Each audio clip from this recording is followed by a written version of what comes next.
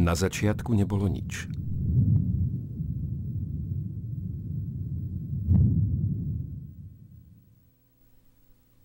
Vákuum, prázdnota, pustý priestor. A v tomto priestore sa objavila prvotná ohnivá guľa. Pred miliardami rokov táto guľa vybuchla.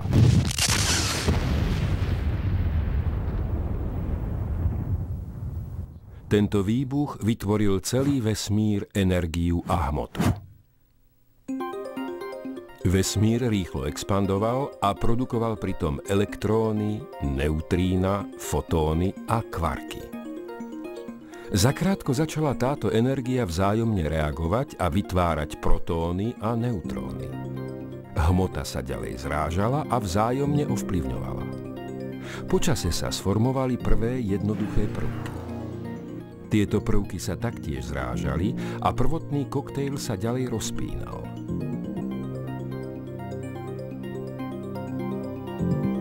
Vesmír a častice zvyšovali svoju komplexnosť a hviezdy sa začali zoskupovať do najstarších galaxií. A potom, asi pred 5 miliardami rokov, nastalo čosi pozoruhodné.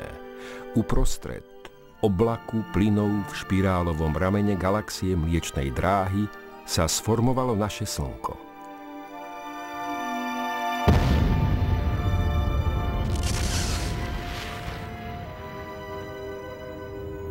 Táto nová hviezda dala zrod novým planétam, mesiacom a asteroidom. Na jednej z planét, ktorej hovoríme Zem, vznikla atmosféra. Verí sa, že zemské prostredie plné sopečných erupcií, bleskov, búrlivého počasia zmiešalo atómy a energiu, aby vytvorilo prvé jednoduché žijúce bunky.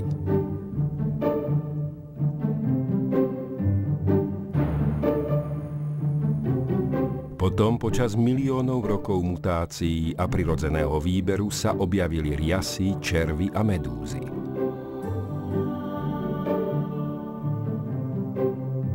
Ako evolúcia pokračovala, v moriach na planéte Zem sa objavili ryby. Čoskoro sa z týchto rýb vyvinuli obojživelníky a prirodzeným vývojom sa zmenili na plazy. Z časti týchto plazov vznikli rôzne druhy ďalších tvorov vrátane cicavcov.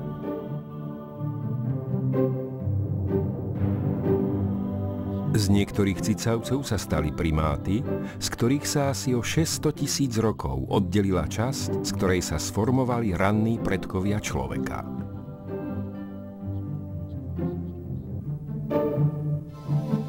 Toto je to naše úžasné evolučné dedičstvo.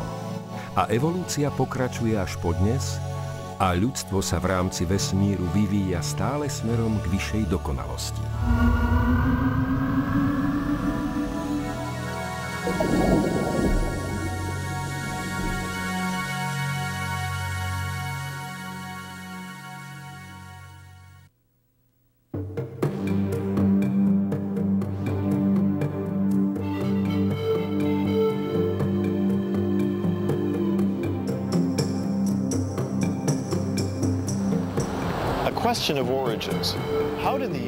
Otázka pôvodu. Odkiaľ sa vzali vesmír a všetky veci, ktoré vidíme tu na tejto planéte? Prečo existujeme?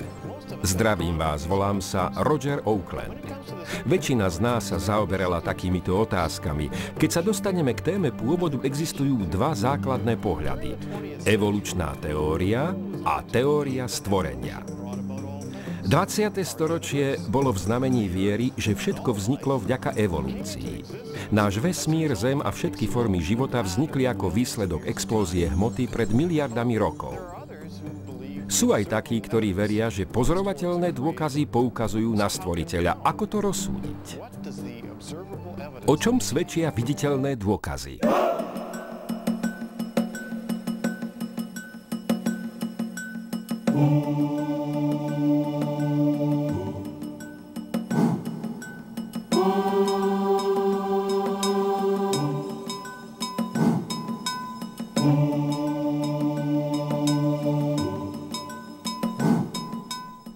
Obidve skupiny vedcov, evolucionisti aj kreacionisti, si všimli veľkú rozmanitosť v každom druhu. Napríklad Darwin si všimol mnohotvárnosť a prispôsobiteľnosť medzi pinkami. Všimol si, že zobáky piniek majú rôznu veľkosť a tvár a že zobáky piniek ovplyvňujú ich schopnosť prežiť. Dnes môžeme vidieť rozmanitosť medzi psami. Verí sa, že všetky zo súčasných 450 druhov psov majú spoločného predka. Väčšina vedcov verí, že tento predok bol veľmi podobný dnešnému vlkovi.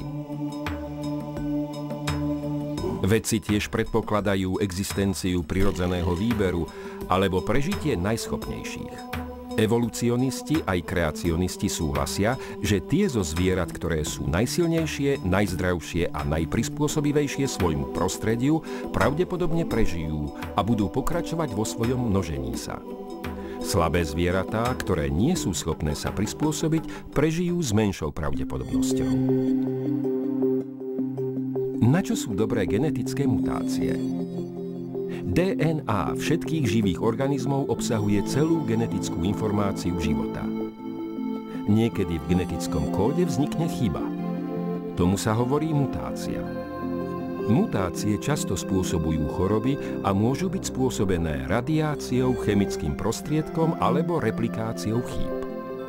Mutácie sa skutočne objavujú, spôsobujú všetky zmeny v génoch, postihnutia od narodenia, choroby, poškodené organizmy. Sú významné pri vysvetľovaní pôvodu chorôb, smrti a nešťastí, avšak nie pri vysvetľovaní pôvodu niečoho nového, nejakých nových črt, ktoré dovtedy nikdy neexistovali. Všetky mutácie, ktoré poznáme, sú len zmenami v génoch, ktoré už existujú. Darwin pozoroval veľa vecí v prírode, bol dobrým prírodopiscom, dobrým pozorovateľom informácií. To, čo videl, boli rôzne rastliny a zvieratá meniace niečo počas prispôsobovania sa zmenám. Videl, že sa menia. Nikdy však nevidel, ako sa jeden základný typ niečoho zmenil na niečo iné. Toto nikto nikdy nespozoroval, ani v genetike. Nikdy sa to nespozorovalo. To, čo vidíme, je rôznorodosť. K rôznorodosti dochádza tiež k prispôsobovaniu, evolúcia sa však nedeje. Mutácie, prirodzený výber, prispôsobovanie. Toto sú niektoré zo zaznamenaných javov, s ktorými súhlasia aj evolucionisti, aj zástupcovia stvorenia. Ale namiesto zhody existujú podstatné rozdiely a tak diskusia zúri ďalej. Život je tak veľmi rôznorodý, že si nemyslím, že je možné, aby niekto jednoducho len tak luskol prstami a vytvoril ho. Život musel vznikať prirodzene, pravdepodobne počas niekoľkých miliónov rokov. Neverím evolučnej teórii. Vieme stále viac a dokonca aj neveriaci vedci menia svoje pohľady, pretože dôkazy nepodporujú ich závery. Asi polovica zo mňa verí v evolučnú teóriu, pravdepodobne z toho dôvodu, že ma tak učil. 4 roky štúdia na nešťastie pôsobilo ako vymývanie mozgu v prospech evolúcie. Začíname tam, kde evolucionisti tvrdia, že to začalo. Veľkým treskom a vývojom vesmíru. Jeden zo zaujímavých aspektov evolučnej teórie je, že je takou mocnou teóriou a vytvára vo vedcoch tak silne zafixovanú predstavu, že ju používajú aj mimo biologickej sféry a aplikujú ju aj na neživé veci. Aplikovali ju aj na chemické prvky, hviezdy, galaxie. Hovorí sa, že samotný vesmír sa vyvíja. Spustil veľký tresk formovanie galaxií, hviezd, planét a napokon aj života? Je výsledkom veľkej explózie nejaký poriadok? Povedal by som, že nie, v žiadnom prípade. Explózia spôsobuje chaos a náhodné rozmiestnenie rozličných častí, ktoré predtým mohli byť usporiadané. Pôsobenie explózie je ničivé a neusporiadané. Pre môj mozog neexistuje žiadny dôkaz, že by explózia alebo dokonca teória veľkého tresku mohla v konečnom dôsledku vyprodukovať také bytosti, ako sme my, alebo zvieratá. Evolučné myslenie sa používa vo väčšine oblastí vedy. Pole evolučnej kozmológie tvrdí, že vesmír je výsledok náhodnej explózie spred 15 až 18 miliárd rokov. Nikdy som nevidel žiadny príklad, že by výsledkom explózie bol nárast poriadku. Explózie sú deštrukčné a spôsobujú spontánnu degeneráciu a nie spontánny vývoj. Vedci uznávajú, že všetky známe explózie znižujú usporiadanie a zvyšujú chaos. Myšlienka o vývoji kozmu tiež porušuje druhý termodynamický zákon, známy ako zákon entropie. Druhý termodynamický zákon vyjadruje, že postupom času sa vesmír stáva menej usporiadaný. Po čase všetky systémy menia svoj stav a postupujú od poriadku k neporiadku. Všetci sme denne svedkami entropie, keď vidíme, ako veci starnú a kazia sa. Tento rozpad štruktúr je v protiklade k teórii evolúcie. Druhý termodynamický zákon umožňuje zvýšiť usporiadanie len vtedy, ak máme vonkajší zdroj energie a triediaci mechanizmus na zachytávanie tejto energie. Evolucionisti ho nemajú. Ako povedal Sagan, kozmos je všetko, čo tam je a už tam nič iné nie je. Nejestvuje žiadny vonkajší zdroj energie a tak teória veľkého tresku je v absolútnom rozpore s druhým termodynamickým zákonom. To, čo je možné pozorovať v kozmológii, je toto. Všetko, čo vidíme, sa opotrebúva. Hviezdy spaľujú svoje palivo. Raz za čas hviezda vybuchne a rýchlo prechádza z usporiadaného stavu do neusporiadaného. Jediná vec, ktorú môžeme vidieť dnes v kozme, je opotrebovanie, úpadok. Tendencia od poriadku k chaosu. Vesmír sa stáva stále menej a menej organizovaným. Jeden fakt si uvedomujú všetci vedci v každej oblasti vedy a všeobecne sa nazýva zákon entropie. Je to, ako by bol vesmír nejako natiahnutý a teraz postupne slabol. Vedci, ktorí sa zaoberajú kozmológiou, hovoria o nevyhnutnej tepelnej smrti vesmíru. Pre predstavu. Je dosť jasné z toho, čo vieme o vesmíre, že napokon po nejakých miliardách rokov bude mať všetko konštantnú teplotu. Nebude existovať teplotný rozdiel, ktorý bolo možné využiť na získanie užitočnej práce. To, že vesmír bol navrhnutý a usporiadaný už v minulosti, neuniklo pozornosti vedcov. Robert Jastrow, vedec z NASA, napísal: Druhý termodynamický zákon pri aplikácii na kozmos indikuje, že energia vesmíru sa vyčerpáva podobne ako naťahovacie hodinky. Ak slabne, tak musel existovať čas, keď bol vesmír naplno natiahnutý. Ďalšia samozrejmá otázka je, kto ho natiahol. Gordon van Willen sa priamo chopil tejto otázky vo svojej knihe Termodynamika, keď napísal: Autor zistil, že druhý termodynamický zákon pomáha zvyšovať jeho presvedčenie, že existuje stvoriteľ, ktorý pozná budúci osud človeka a vesmíru. Vidíme iba deštrukciu, nikdy nevidíme inováciu, obnovu a myslím si, že preto to bol model stvorenia navrhnutý od začiatku. Na začiatku boli všetky veci veľmi dobré, dokonalé, tak ako ich chcel Boh. Ale potom, ako vstúpil do vesmíru hriech, s ním prišla aj Božia kliatba na všetko stvorenie. Odplatou za hriech je smrť, nielen v telesnom živote, ale aj vo vesmíre. Všetko zomiera. Slnko sa spaľuje, orbita mesiaca sa zmenšuje, všetko je v procese umierania a rozkladu. Teraz evolucionisti aj zástupcovia stvorenia súhlasia, že vesmír je konečný. Priestor, čas a hmota majú počiatok. Od začiatkov štúdie Alberta Einsteina počas celého 20. storočia sa vedci zhodujú v tom, že priestor, čas a hmota skutočne mali svoj začiatok. Veda 20. storočia s rozpakmi potvrdila biblický pohľad. Veľkým objavom kozmológie je súhlas expertov, že vesmír má svoj počiatok, nazývajú to singularitou, jedinečnosťou.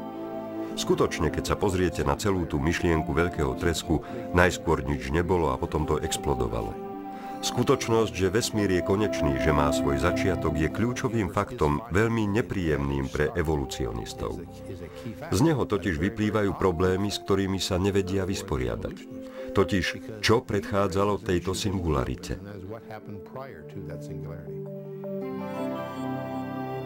Model stvorenia vždy predpokladal, že vesmír je konečný. V prvom verši knihy Genesis čítame: Na počiatku stvoril Boh nebo a zem. Biblia tiež vyjadruje, že čas mal počiatok. V druhom liste Timotejovi čítame: Boh, ktorý nás spasil a povolal svätým povolaním, nie pre naše skutky, ale zo svojho rozhodnutia a milosti, ktorú sme dostali v Kristovi Ježišovi skôr, ako začal čas.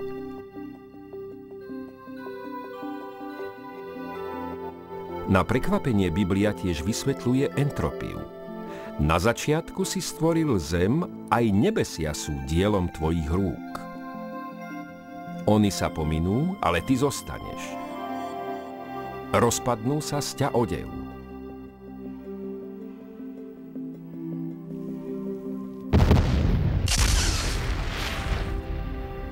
Ak vesmír nevznikol explóziou, je len druhá možnosť.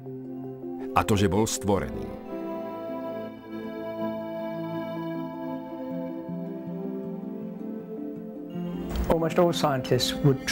Skoro všetci vedci sa snažia nájsť mechanické vysvetlenie toho, ako vznikli hviezdy, galaxie a planetárny systém. Iba čisto mechanickým spôsobom, bez akéhokoľvek zásahu stvoriteľa. Podľa mňa však úplne zlyhali. Ak sa pozriete len na samotnú slnečnú sústavu, jestvuje niekoľko vysvetlení, ktoré sa snažia opísať jej vznik bez toho, aby ho formoval Boh. Každé z vysvetlení úboho prepadlo. Mnoho známych faktov odporuje súčasným teóriám o tom, ako sa vyvíjal solárny systém. Najpopulárnejšia teória tvrdí, že solárny systém sa sformoval z medzihviezdneho oblaku zvíreného plynu a prachu. Ak by sa Slnko, planéty a mesiace vyvinuli z rovnakého materiálu, mali by si byť veľmi podobné. Avšak každá planéta je jedinečná. Ak okolo 98% Slnka je vodík a hélium, Zem, Mars, Venuša a Merkúr by mali mať podobnú skladbu. Namiesto toho tieto planéty majú menej ako 1% vodíka a hélia.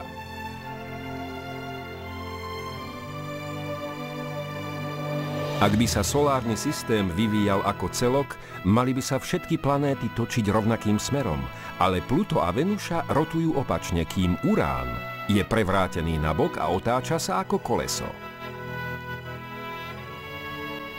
Všetky mesiace v našom solárnom systéme by mali obiehať okolo svojich planét v rovnakom smere, ale najmenej 6 z nich má opačný orbit. A čo viac, Neptún, Saturn a Jupiter majú mesiace, ktoré ich obiehajú oboma smermi.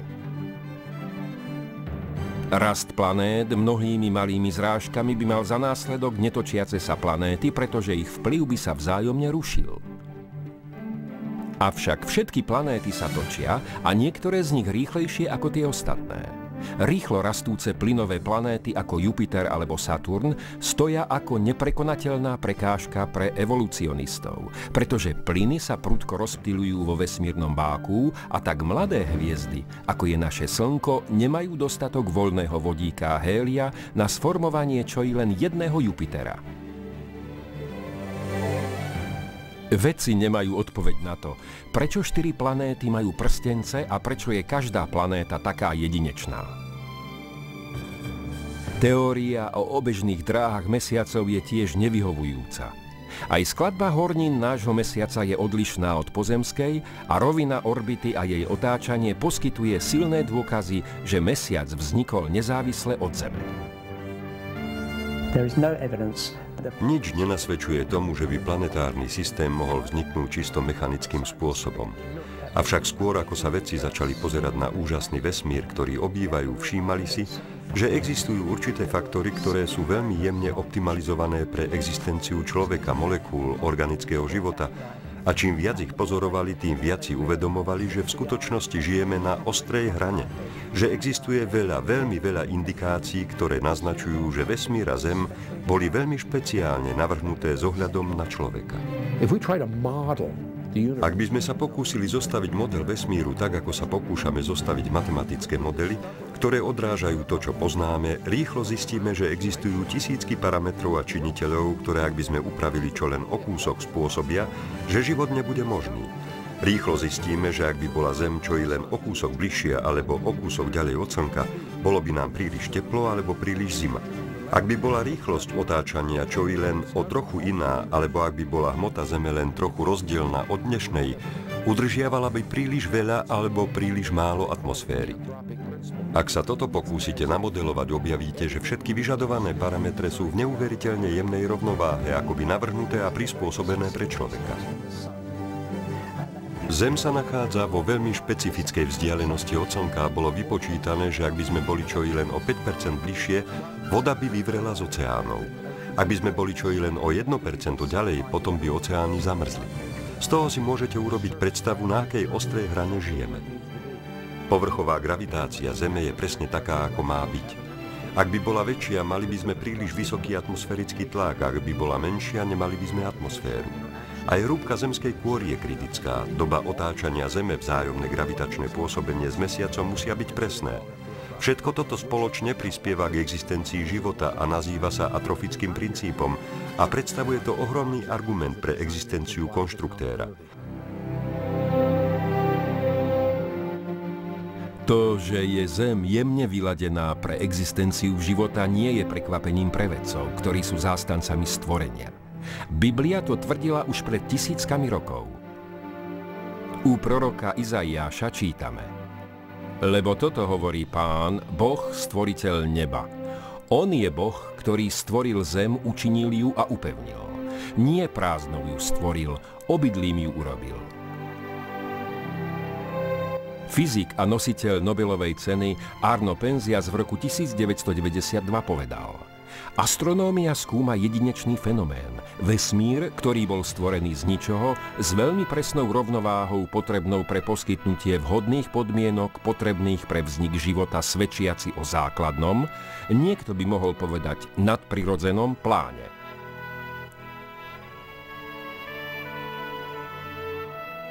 Astronóm George Greenstein vo svojej knihe Vesmírna symbióza vyjadril: Ak skúmame všetky dôkazy, napadne nás neodbytná otázka, či do tohto procesu nie je zaangažovaná nejaká nadprirodzená sila. Je možné, aby sme zrazu bez toho, aby sme to zamýšľali, natrafili na vedecký dôkaz existencie najvyššej bytosti? Bol to Boh, ktorý do toho vstúpil a tak prezieravo vytvoril pre nás kozmos? Čím viac študujeme vesmír, tým viac pravdivejšie znejú slová žalmistu: Nebesia rozprávajú o sláve Boha a obloha hlása dielo jeho rúk. Deň dňu o tom podáva správu a noc noci to dáva na známosť. Nie sú to slová, nie je to reč, ktorá by sa nedala počuť. Neverím tomu, že všetok náš život a naše planéty vzišli z jedného veľkého tresku. Verím, že tam niekde existuje vyššia sila. Neverím tomu, že za vesmírom stojí nejaký stvoriteľ. Nie, verím, že vesmír začal veľkým treskom. Verím, že Zem bola sformovaná pre život, pretože všetko, čo vidíme vôkol nás, všetko, čo potrebujeme k životu, všetko, čo potrebujeme pre prežitie a na to, aby sme boli šťastní, je okolo nás. Keďže je o nás takto postarané, musí existovať pôvodca tohto všetkého. Nemohlo sa to stať len tak náhodou.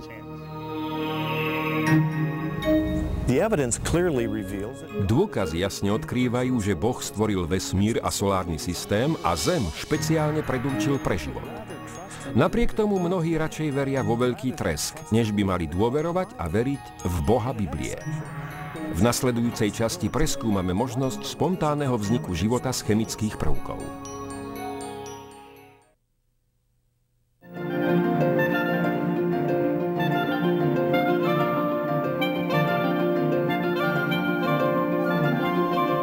Mohla chemická evolúcia na prvotnej Zemi vyprodukovať život?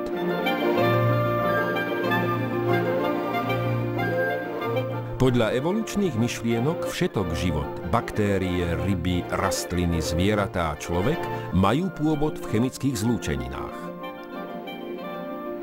Teória o tom, že život vznikol z neživých chemických prvkov, sa nazýva spontánny vznik. Jeden z podstatných zákonov biológie je zákon biogenézy. Život môže vzniknúť iba z existujúceho života. Toto pre zástancov stvorenia nie je prekvapenie. Život je od Boha. Bol stvorený a rozmnožovaný podľa svojho druhu. S tým kreacionisti súhlasia.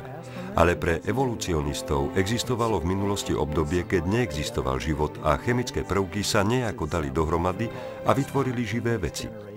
Tento proces sa nazýva spontánny vznik života a stretáva sa s obrovským problémom pri pokuse vytvoriť skupinu chemických prvkov, z ktorých vzíde život. Pred pár rokmi Stanley Miller urobil známy experiment. Vzal niekoľko jednoduchých zlúčenín, trochu metánu, trochu čpavku, trochu vodnej pary, okorenil to elektrickou iskrou, aby stimuloval svetlo blesku v atmosfére na starodávnej Zemi a po týždni dostal aminokyseliny, základné časti proteínov. A to bolo vítané skoro ako vytvorenie života v testovacej banke a aj ja som používal tento argument, keď som vyučoval evolúciu. Ale pozrel som sa na zvyšok dôkazov a v tomto brilantnom experimente boli 3 problémy. Prvý spočíval v zle zvolených počiatočných zlúčeninách, druhý v použitých podmienkach a tretí v nesprávnych výsledkoch. Ale inak to bol brilantný experiment. Millerov experiment predpokladal atmosféru z metánu a čpavku. Plynov, ktoré nemohli byť prítomné vo veľkých množstvách, lebo čpavok by sa rozložil ultrafialovým svetlom a metán by bolo možné nájsť v pravekých sedimentoch ílu, ale nenachádza sa tam. Miller tiež vynechal kyslík, lebo vedel, že kyslík by zničil každú molekulu, ktorú sa pokúšal vyprodukovať. Avšak akokoľvek hlboko kopeme, vždy nájdeme zoxidované skaly a preto môžeme v každej dobe predpokladať množstvo kyslíka v atmosfére. The Earth did not have a reducing atmosphere. Zem nemala redukovanú atmosféru, povedzme len na metán, čpavok a vodík, tak ako to predpokladal v experimente Stanley Miller. Že taká atmosféra nikdy neexistovala, je jasné z geológie. Existujú dobré dôkazy o tom, že Zem mala vždy vo svojej atmosfére kyslík. To ale absolútne vylučuje evolučný pôvod života. Miller použil aj nesprávne podmienky. Použil elektrickú iskru a spojenie molekúl plynov. Problémom je, že tá istá iskra, ktorá spojí aminokyseliny, ich tiež rozdelí a je lepšie využiteľná na ich ničenie ako na ich tvorbu. Problémom bolo, že chemické prvky spojené v banke by boli tou istou iskrou, ktorá ich spojila, aj rozdelené. Miller to ako biochemik vedel a tak z prúdiaceho plynu zachytával len tie molekuly, ktoré chcel použiť. Použil pritom dobre známy biochemický trik, no tým vlastne, aby uchoval molekuly pred deštruktívnou silou, podvádzal, pretože mal vychádzať z predpokladu, že život vznikol bez akéhokoľvek inteligentného zásahu. Nastavil nesprávne podmienky a dostal nesprávne výsledky. Hlavným produktom Millerovho experimentu bola špina, nečistota v organických reakciách. Pri pokuse vznikli stopové množstvá niekoľkých aminokyselín, ktoré sú súčasťou bielkovín a živých organizmov. Ďalším problémom je, že Millerov experiment vytvoril ľavo aj pravotočivé aminokyseliny. Iba ľavotočivé aminokyseliny vytvárajú proteíny nutné pre život a jediná pravotočivá molekula zabráni ich tvorbe. To, čo v skutočnosti Miller vyprodukoval, bola jedovatá zmes, ktorá by zničila každú nádej na chemický vznik života chemickou cestou. Možno si povieš, nuž ak to, čo si povedal, je pravda, čo na to evolucionisti, ktorí tomu veria. Raz som bol na diskusii v štátnej univerzite v San Diegu, bol som v hľadisku a moji dvaja priatelia, doktor Henry Morris a doktor Dwayne Gish, zastupovali v diskusii zástancov stvorenia. Na konci niekto v hľadisku poznamenal: dnes je medzi poslucháčmi doktor Stanley Miller. Gish vysvetlil, prečo Millerov experiment nemohol vytvoriť život z neživého. Potom sa opýtali doktora Millera: nechceli by ste reagovať na to, čo povedal doktor Gish o vašom experimente o chemickej evolúcii? A doktor Miller povedal: nie. On tomu neveril už 10 ročia. Vedel o všetkých problémoch. Mohol by som povedať toto. Akákoľvek teória o spontánnom vzniku života na Zemi alebo akejkoľvek inej planéty je iba rozprávka. Evolúcia učí, že energia, ako sú napríklad blesk alebo teplo plus hmota, môžu náhodne vytvoriť nový život. Celý náš potravinársky priemysel sa však spolieha na to, že sa to nikdy nestane.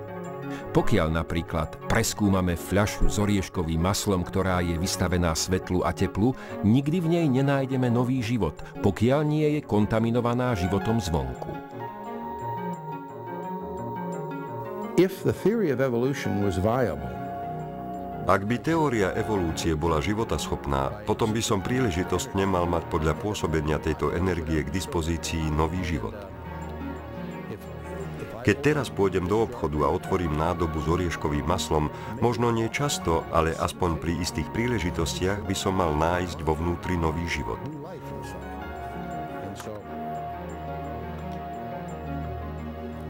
A keď otvoríme nádobu s orieškovým maslom a pozrieme sa dnu, a nie je tam nový život, či nie sme radi?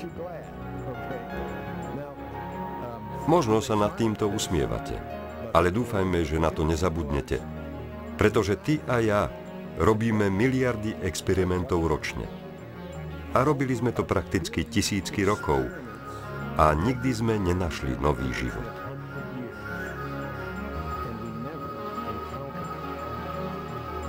V skutočnosti celé potravinárske odvetvie sveta sa spolieha na to, že evolúcia sa nedeje. Predpoklad chemickej evolúcie stráca na argumentačnej sile, keď začneme uvažovať nad dlhou reťazou špecifických aminokyselín, ktoré musia byť v presnom usporiadaní, aby sa vytvorili proteíny života. Čo je ešte horšie, aminokyselíny sa prirodzene nespájajú, aby vytvorili proteíny, majú skôr tendenciu štiepiť sa. Proteíny môžu byť dlhé a môžu mať 2 až 3 tisíc aminokyselín. Sú to veľmi dlhé komplexné chemikálie a veľmi pripomínajú počítačový program. Každá aminokyselina musí byť na svojej správnej pozícii.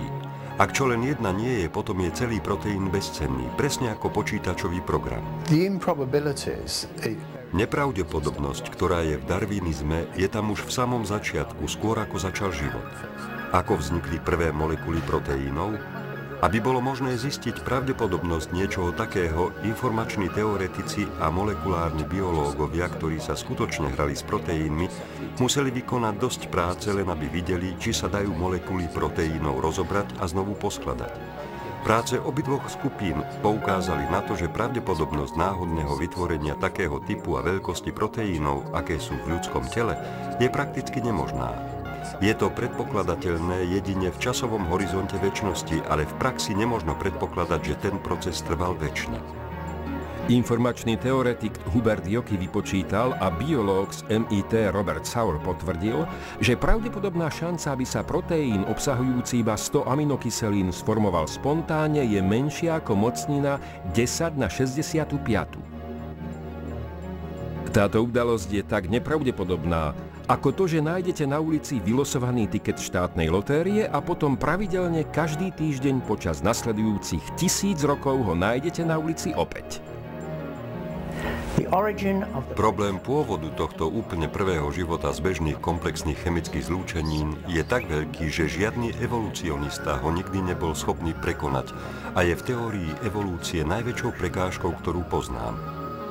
Ak by sa aj proteíny nejako zázračne sformovali, stále by nevytvorili život. Najjednoduchšie žijúce bunky vyžadujú tisícky špecializovaných proteínov, aby vôbec mohli fungovať.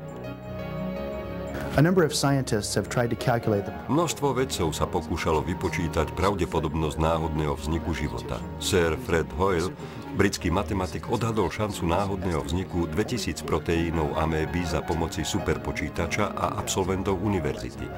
Odhadol, že pravdepodobnosť náhodného vzniku proteínov améby je 1 ku 10 na 40 000. Pravdepodobnosť 1 ku 10 na 40 000 je absurdne malá. Aby sme ju demonštrovali, zvážte, že pravdepodobnosť vybrania presne zvoleného atómu zo všetkých atómov vo vesmíre je 1 ku 10 na 80. Po tomto výpočte britský matematik Sir Frederick Hoyle sa vyjadril. Pravdepodobnosť sformovania života z neživej hmoty je 1 ku číslu so 40 000 nulami. Je to dosť na pochovanie Darwina a celej teórie evolúcie. Nebola tu žiadna prehistorická polievka ani na tejto, ani na inej planéte. A ak počiatok života nebol náhodný, potom musel byť výsledkom cieľavedomej inteligencie. Matematicky môžeme dokázať, že evolúcia je iba žart. nie je možné, aby sa stala. Napríklad Richard Dawkins, jeden z vedúcich evolucionistov, vo svojej knihe Slepý hodinár uznáva, že jadro každej bunky, rastlinnej, zvieracej alebo ľudskej, má databázu väčšiu, než je sada 30 zväzkov Encyklopédie Britannica. Všetok život, rastlinný, zvierací a ľudský, sa skladá z buniek. Každá bunka je miniatúrne mesto, uskutočňujúce komplex funkcií potrebných pre život.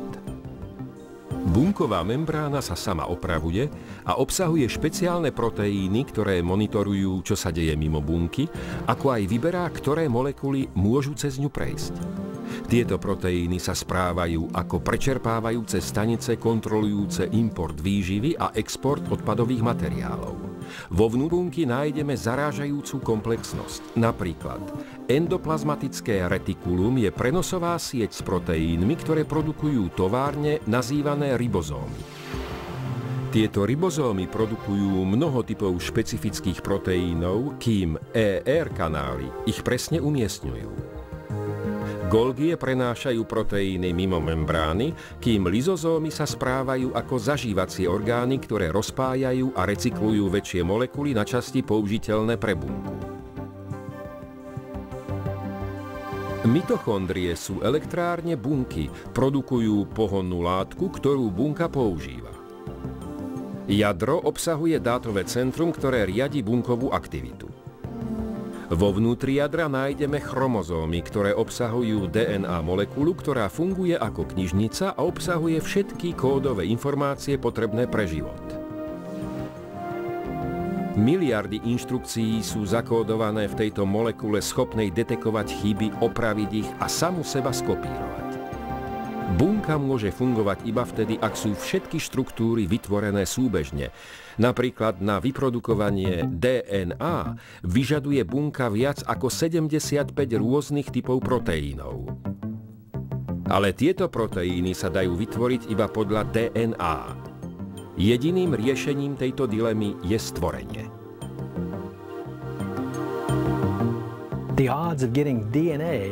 Možnosť získania DNA tvoriacej proteíny podieľajúce sa na tvorbe molekulárnej špirály je ako možnosť hodenia 13-ky z dvojicou hracích kociek. Takáto možnosť neexistuje a jej pravdepodobnosť je nulová.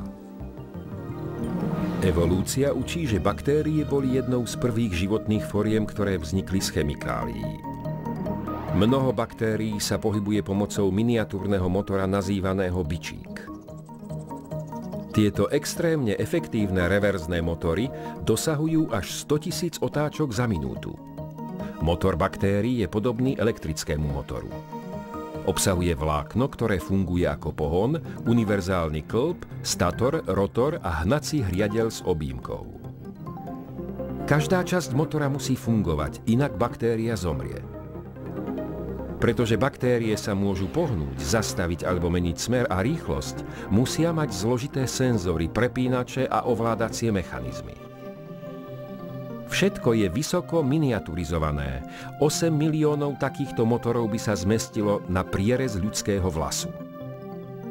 Hoci baktérie sú malé, vôbec nie sú jednoduché. Viete, myslím si, že najslabšou časťou evolučnej teórie je myšlienka, že život vznikol z neživých chemikálií. Je pravdepodobne ľahšie získať život z bunky človeka, ako získať ho z neživých chemických prvkov. Táto priepasť je neuveriteľne veľká. Som presvedčený, že život je tak skomplikovaný, tak komplexný, tak komplikovane navrhnutý, že kdekoľvek existuje, je tvorený Bohom. Nemohol vzniknúť prirodzenými procesmi. Život pochádza od stvoriteľa a ten stvoriteľ nám hovorí, že vytvoril život tu na zemi. Je tak nepredstaviteľne zložitý, že musel byť stvorený. Verím, že ľudia sa vyvinuli do súčasnej formy z jednobunkových organizmov na základe Darwinovej teórie a prirodzeného výberu. Nemyslím si, že v tom bol akýkoľvek nadprirodzený zásah. Verím, že evolúcia je dosť dobre overená teória. Neverím vo vyšší poriadok len kvôli tomu, že som nevidel žiadny vami poznaný dôkaz alebo vám známy konkrétny fakt toho.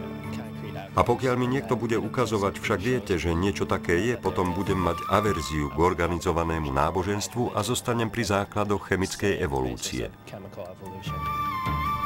No life is simple. Žiadny život nie je jednoduchý a všetok život ukazuje na dielo konštruktéra. Vedci si to uvedomujú a aj napriek tomu mnohí radšej veria v chemickú evolúciu, než aby sa zodpovedali biblickému Bohu stvoriteľovi. V nasledujúcej časti preskúmame evolučný pohľad na to, ako sa z jednoduchého života vyvinul komplexný život.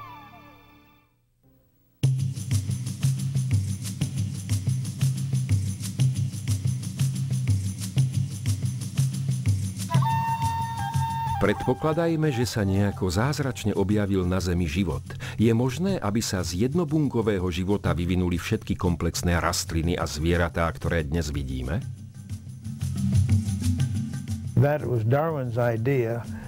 Darwina napadla myšlienka, že pre každú formu života na Zemi môžeme nakoniec nájsť spoločného predka. Darwinisti veria, že všetok život a všetky druhy na Zemi sa vyvinuli procesom spontánnych genetických mutácií. Tieto predstavujú spontánne zmeny v DNA, ktorá je programom pre každú formu života v spojení s prirodzeným výberom alebo prežitím toho najodolnejšieho. Zvláštne je, že hoci táto teória bola všeobecne akceptovaná viac ako storočie, neexistuje priamy dôkaz na jej podporu. Darwin nafúkol fakt, že existujú rôzne veľkosti piniek, malé, veľké a stredné. Urobil ďalekosiahle uzávery z faktu, že existujú pinky s veľkými, tučnými, dlhými alebo chudými zobáčikmi. Darwin predpokladal, že tieto zobáčiky sú dôkazom evolúcie. V skutočnosti tieto zobáčiky boli výsledkom genetickej rozdielnosti, ktorá už existovala v populácii. Ak si vyberiete dve stredné pinky so stredne veľkými zobáčikmi a spárite ich, dostanete niektoré pinky s malými a niektoré s veľkými zobáčikmi. Počase, keď sa tieto pinky rozšíria do rôznych prostredí, určité veľkosti zobáčikov sa budú vyskytovať v istých prostrediach a preto sa stanú dominantným typom. Pointou však je, že schopnosť vyprodukovať malé, stredné a veľké zobáčiky už bola v rodičovskej populácii galapágskych piniek a jednoducho to bola rozdielnosť v prostredí, ktorá umožnila ich rozčlenenie. Nedošlo k vzniku žiadnej novej alebo jedinečnej informácie. Problémom je, že všetky tieto pinky sa v skutočnosti skrížili a na to existuje v biológii test druhov. Dva tvory sa môžu množiť a vytvárať život, plodiť mladé iba v prípade, ak patria do toho istého druhu a všetky galapágske pinky spĺňajú toto kritérium, preto nie je medzi nimi veľa druhov. Ak je evolúcia pravdivá, nemali by sme sa zaujímať o zanikajúce druhy, pretože budú vytvorené nové. Máme veľa druhov rodov, ktoré už vyhynuli. Charles Darwin predpokladal, že ak poskytneme dosť času jednému druhu zvierat, môže z nich vzniknúť nový druh. Toto je základom evolučného stromu života vyučovaného v biológii. Už samotný Darwin si uvedomoval nedostatok prechodných fosílií v skalnatých vrstvách. Darwin napísal: medzistupňové prepojenia, geológia bez pochyby neodhalí žiadnu dokonale zoradenú organickú reťaz a je to pravdepodobne najčastejšia a najvážnejšia námietka, ktorá môže vyvracať túto teóriu. Kľúčovým problémom darwinizmu je hľadanie zložitých fyzikálnych dôkazov. Kde by ste hľadali dôkazy? Nuž najčastejšie v skalách, v skamenelých zvyškoch organizmov, vo fosílnych záznamoch. Fosílie sa zbierajú stovky rokov. Milióny fosílií sú na každej univerzite a v každom múzeu po celom svete, ale nie sú medzi nimi žiadne medzistupňové druhy. Pozriete sa do jednej vrstvy a nájdete jeden druh fosílií, pozriete sa o vrstvu vyššie a nájdete iný druh fosílií. Čo však nenájdete, je postupná zmena. Jeden z najväčších dôkazov stvorenia je možné nájsť vo fosílnych zvyškoch organizmov. Napríklad v tzv. Kambrických skalách nájdeme fosílie, ohromné zoskupenie veľmi komplexných bezstavovcov, mušlí, slimákov, medúz, červíkov, brachiopod, trilobitov a mnohých iných zložitých bezstavovcov. Ale nikde na celej Zemi nikto nikdy nenašiel fosílie predchodcov, čo len jedného z týchto komplexných bezstavovcov. Len tento samotný fakt rúca celú teóriu evolúcie. Evolucionisti tvrdia, že z týchto bezstavovcov sa vyvinuli stavovce ako napríklad ryby. Avšak počas posledných 150 rokov vedci odkryli miliardy fosílií bezstavovcov a stavovcov, ale nenašli jedinú prechodnú formu medzi nimi. Každý hlavný druh rýb, ktorý poznáme, sa objavil úplne sformovaný. Nie je žiadna stopa po predchodcoch a určite neexistuje žiadna stopa po prechodnej forme spájajúca tieto hlavné druhy rýb medzi sebou. Tento fakt je známy a evolucionisti ho poznajú. Teda je faktom, že ryby stavovce nemajú žiadneho predka. Nemáme tiež žiadneho predka pre bezstavovce, čo znamená, že neexistujú žiadni predchodcovia a teda evolúcia nie je možná. Štúdie geologických záznamov potvrdzujú, že hlavné skupiny zvierat sa objavili náhle a dokonale utvorené. Napríklad vo svete hmyzu je enormná rozmanitosť a komplexnosť. Avšak evolucionisti ponúkajú nepresvedčivé dôkazy, že všetok hmyz sa vyvinul z jedného spoločného predka. Rovnaký problém existuje pre všetky veľké množstvá obojživelníkov, plazov a cicavcov. Evolučný strom života nemá kmeň ani konáre a preto všetky naznačované medzistupne sú iba čírou špekuláciou.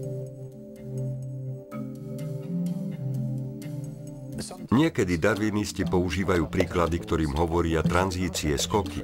Napríklad predpokladám, že najznámejší príklad je Archaeopteryx, ktorý sa zdá byť z polovice jaštier a z polovice vták.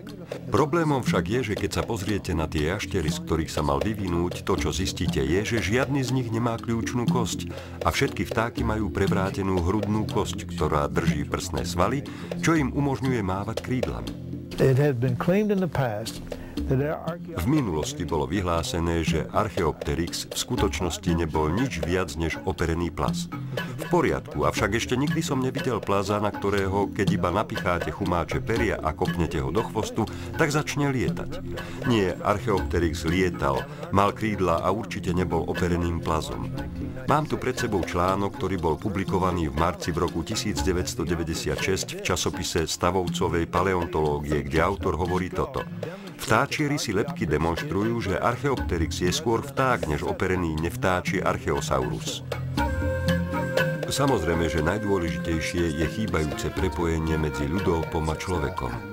To je to chýbajúce spojenie, o ktoré sa väčšina z nás zaujíma. Keď počúvate darwinistov, tak budete mať dojem, že sme ich už našli mnoho. V skutočnosti žiadny dôkaz vôbec neexistuje. Všetky fosílie, ktoré boli nájdené, boli klasifikované a preklasifikované buď ako ľudské, alebo ako ľudópie a chýbajúce prepojenie ešte chýba. Mnoho rokov som skúmal toto tzv. Chýbajúce prepojenie medzi človekom a ľudópom a zistil som, že ani jedno z nich nie je spojením medzi čímkoľvek. Napríklad Australopithecus costralusi je v skutočnosti iba 40% z kostry nie veľmi veľkého ľudópa a neboli získané žiadne dôkazy z nájdených kostí, že by niekedy kráčal vzpriamene. Zaujímavé však je, že Lucy je zobrazovaná ako jednoznačne podobná človeku. Držanie jej tela malo byť veľmi vzpriamené. Jej ruky a nohy sú podobné ľudským. Nie som si istý, odkiaľ získali reštaurátori tieto údaje, pretože keď si prečítate štúdiu Rendela a Sussmana, ktorí opisujú typové druhy, ku ktorým Lucy patrí, tak oni dosť jasne hovoria, že mala dlhé zaoblené ruky a nohy, dokonca dlhšie a oblejšie, ako majú šimpanzi. Niekoľko významných anatómov prišlo k záveru, že Australopithecus, druh, ku ktorému Lucy patrí, bol jednoducho iba vymretý ľudóp a nemá nič spoločné s ľuďmi. Ak budeme analyzovať tzv. Chýbajúce spojenia, nájdeme stopy podvodov, klamstiev a špekulácií. Napríklad človek z Nebrasky bol rekonštruovaný s celou rodinou, a to všetko zo zubu vyhnutého prasaťa. Piltdownský človek je dnes všeobecne známy ako úmyselný podvod obsahujúci ľudópiu čelusť a ľudskú lebku, ktoré sú upravené tak, aby vyzerali ako veľmi staré. Neandertálci boli obyčajní ľudia, z ktorých niektorí trpeli artritídou, krivicou alebo syfilisom. Ramapithecus, Gigantopithecus a Zinjanthropus boli iba ľudópy, kým heidelberský človek a Kromaňonci boli dokonalí ľudia. Takže aj napriek zavádzajúcim tvrdeniam evolucionistov chýbajúce prepojenie stále chýba.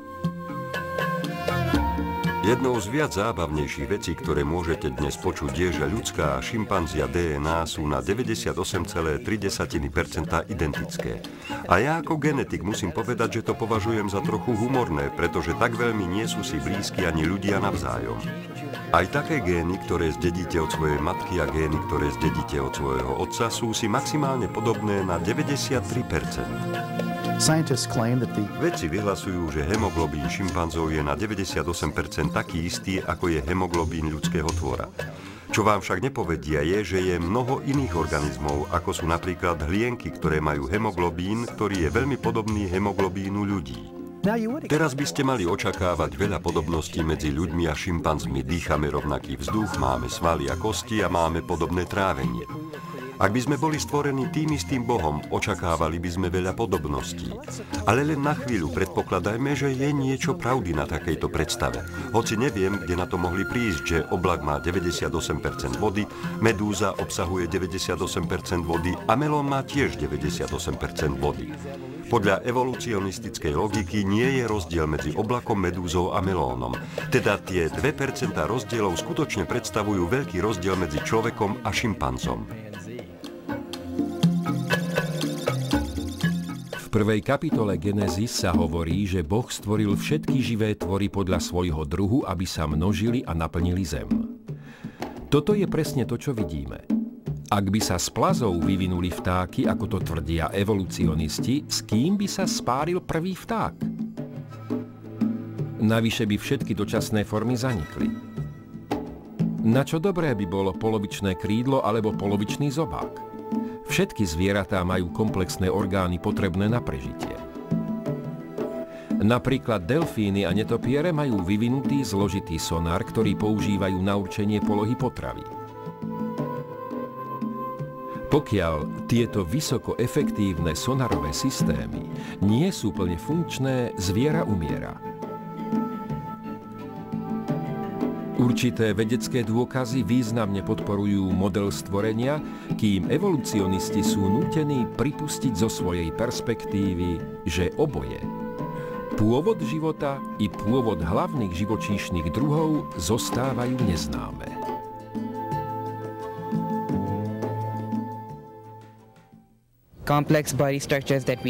Komplexné telesné štruktúry, ktoré máme, pravdepodobne nepochádzajú z evolúcie. Možno však áno, je to skutočne ťažké sa rozhodnúť, odkiaľ môžu byť.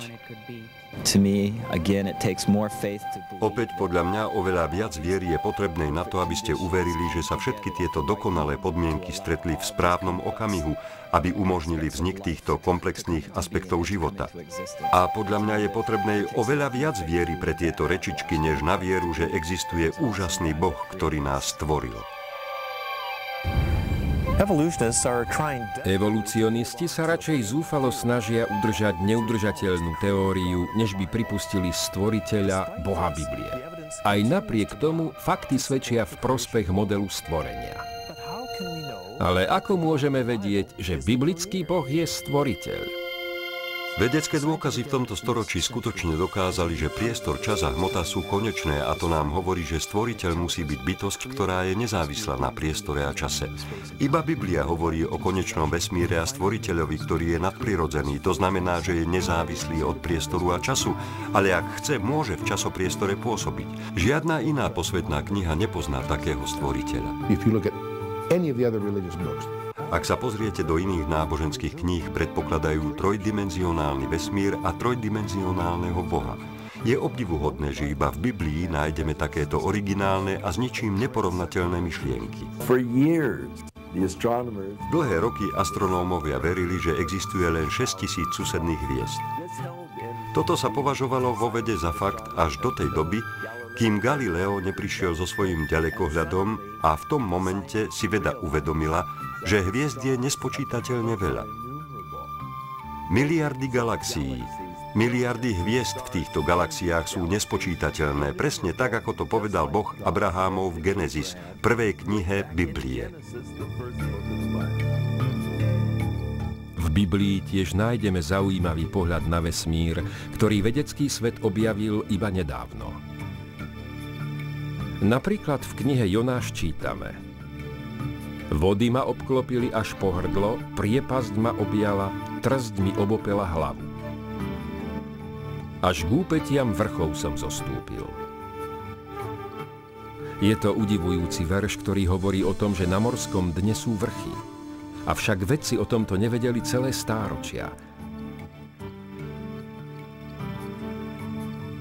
V knihe Jób je napísané, že Boh zavesil zem na ničom.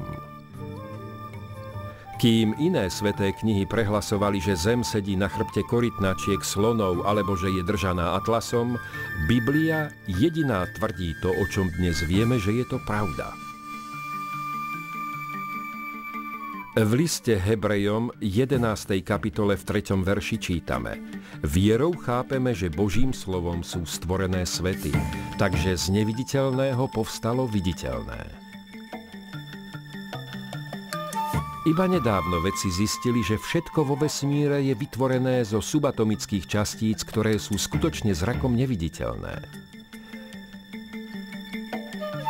Určite boli títo autori inšpirovaní stvoriteľom vesmíru. Mnoho iných vedeckých pohľadov bolo odhalených v Biblii už stáročia predtým, ako ich objavil človek. Napríklad štiepenie atómov, morské prúdy, vodný cyklus, prúdový pohon, dinosaury a nespočítateľnosť hviezd. Vieme, že keď sa Kolumbus pripravoval, aby objavil Indiu a pristál v Amerike, tak pri odchode mal veľký strach, hoci poznal Bibliu, že príde až na okraj zeme a potom sa prepadne do prázdnoty. Mohol však vedieť, že prorok Izaiáš hovorí o zemskom okruhu a že zem je guľatá. Vyzývam kohokoľvek, nech nájde vedecké chyby v Biblii, nie sú tam. Čo je pre mňa fascinujúce je, že čím viac poznáte Bibliu a čím viac viete o súčasnej vede, tým viac zisťujete, že Biblia to predvídala. Ako kresťania môžeme veriť v stvorenie a súčasne aj zákonom vedy. A ako vedec oveľa radšej verím teórii, ktorá je v súlade s viditeľnými dôkazmi. Vždy, kedykoľvek študujeme, kedykoľvek skutočne pozorujeme, vidíme, že veda podporuje Božie slovo. Rád by som vyzval tých, ktorí tvrdia, že Biblia je plná mýtov, nech si ju sami pre seba preskúmajú s nepredpojatou mysľou. A som si istý, že objavia pravdu. A question of origins. Otázka pôvodu. Preskúmali sme fakty a teraz je iba na tebe, aby si vybral. V liste Rimanom v 1. kapitole nám Biblia hovorí, že dôkazy o Božom stvorení je možné jasne vidieť z vecí, ktoré Boh vytvoril, a ak odmietneme tieto dôkazy, potom už nemáme výhovorku. A v 1. kapitole listu Kolosenským Biblia hovorí, kto je stvoriteľom. Nie len, že on stvoril všetky veci, ale on nás tiež oslobodil od našich hriechov svojou smrťou na Golgotskom kríži. Stvoriteľom je Ježiš Kristus. Veríš, že si bol stvorený? Uvedomuješ si, že je to hriech, čo ťa oddeluje od Ježiša Krista? Si pripravený ho vyznať? Si pripravený prijať to, čo on urobil pre teba? To je najvýznamnejšia voľba, ktorú môžeš urobiť, ktorá bude mať dôsledky na celú večnosť.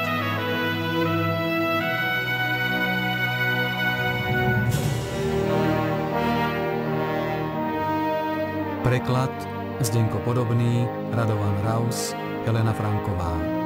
Nahovorili František Kovár a Jozef Šimonovič. Nahraté v štúdiu V. Produkcia Jerry Hemen.